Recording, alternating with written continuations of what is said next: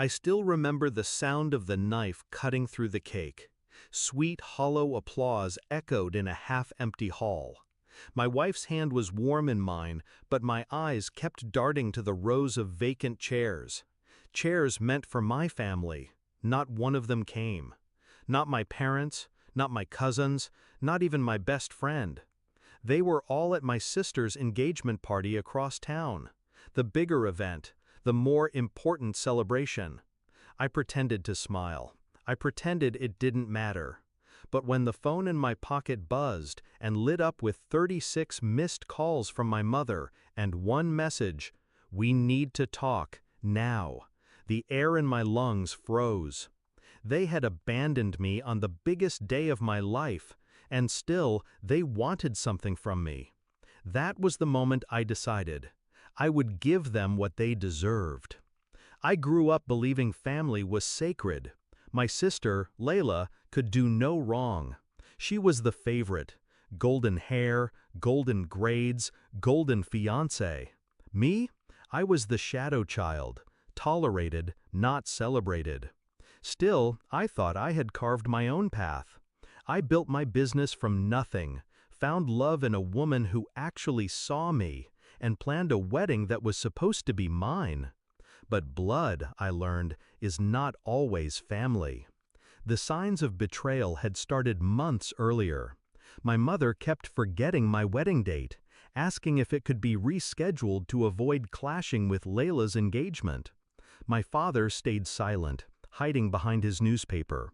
Even my best friend, the one I trusted with my secrets, began spending more time at Layla's house. I brushed it off. I told myself I was paranoid. But when I walked into the banquet hall on my wedding day and saw the emptiness, I realized I had been right all along. They didn't just forget me, they chose her. I didn't rage. I didn't cry. That would have given them power. Instead, I started planning. My family thrived on appearances, social status, wealth, reputation. To them, image was everything. And so, I decided to take the one thing they worshipped and make it bleed. Step 1, I gathered every financial document I had access to. My father had once named me co-signatory on certain business accounts, a gesture he made only for family trust. He had forgotten to update them. I didn't. Step 2, I reached out to Layla's fiancé. Quietly, calmly. I fed him truths wrapped in half-lies, enough to plant seeds of doubt, enough to make him question what he thought he knew about the family he was marrying into. Step 3, I built patience. Revenge is not served in rage. It is served cold, with precision. 2 weeks later, the opportunity came. My parents invited me to dinner, as if nothing had happened. As if missing my wedding was a small oversight. My mother smiled too sweetly. My father avoided my eyes. Layla sat across the table in her sparkling ring, smirking like she had already won some invisible war. I played along, ate the food, nodded politely. But beneath the table, my phone recorded every word, every admission, every slip. When my mother finally muttered, "We couldn't attend both events. You understand, don't you?" I kept my face neutral, but inside, I locked the knife deeper into their flesh. Because I didn't just understand, I knew exactly how to use it.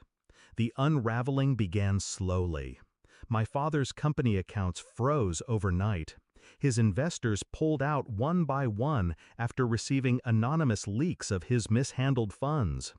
My mother's charity gala was canceled after sponsors mysteriously discovered where the donations had really been going. And Layla? Her perfect engagement shattered when her fiancé received a folder of photographs. My sister, my best friend, the two of them tangled together in the secrecy they thought was invisible. It was never invisible. I had been watching. I had proof. The night he confronted her, I sat in my car across the street, headlights off, listening to her screams through the open window.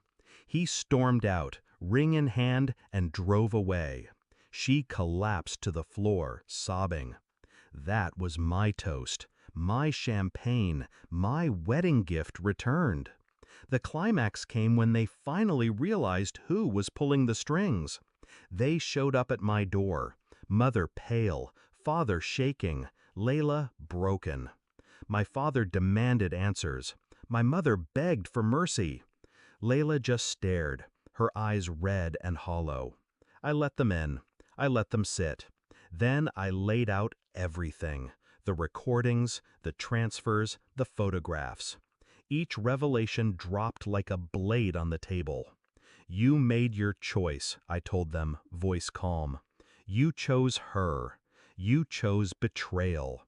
Now you live with it. My mother wept. My father cursed. Layla whispered, "You ruined us." I smiled. No, you ruined me. I only returned the favor. Now, months later, the dust has settled.